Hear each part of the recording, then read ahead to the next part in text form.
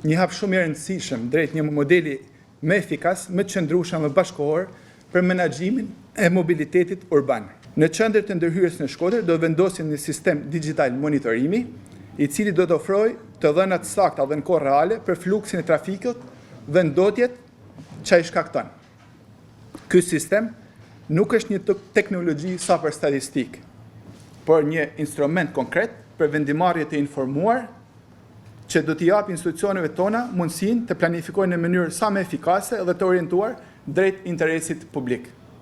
Ky projekt nuk ka për qëllim të zëvendësojë planin e mobilitetit të Bashkisë Shkodër, ai do shtojë një vlerë inteligjente mbi të, duke forcuar segmentin e transportit publik me mjete moderne të analizës dhe menaxhimit. Synimi ynë është i qartë, të krijojmë një qytet ku transporti publik, bicikleta, ecja, të jenë zgjedhja e parë dhe praktike për çdo qytetar.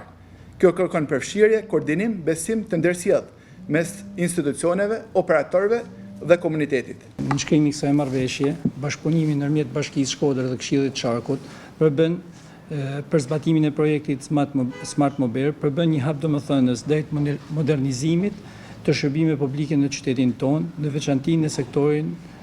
shërbimit urban, transportit urban. Vendosja pajisjeve digjitale dhe mbledhjet të dhënave në kohë reale do të na mundsojë që të marrim vendime më të sakta, më të drejta dhe më të orientuara drejt nevojave konkrete të qytetarëve. Ne vlerësojmë thellësisht rolin teknik të Këshillit të Qarkut dhe mbështetjen e partnerëve ndërkombëtar dhe jemi të bindur se ky bashkëpunim do të sjellë rezultate konkrete e të mëtejshme për komunitetin tonë. E shohim këtë projekt si një fillimin e një etape të re të transportit publik, ku nuk është thjesht një alternativë, por zgjidhja e duhur për një qytet bashkëkohor dhe ekologjik, siç i ka hije Shkodrës.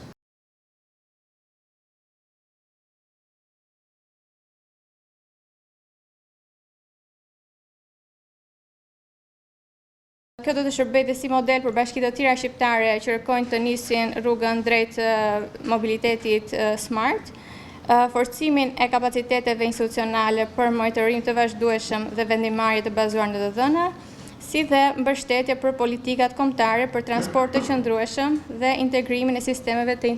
transportit inteligjent. Tani mobilitetit pak në Shkodër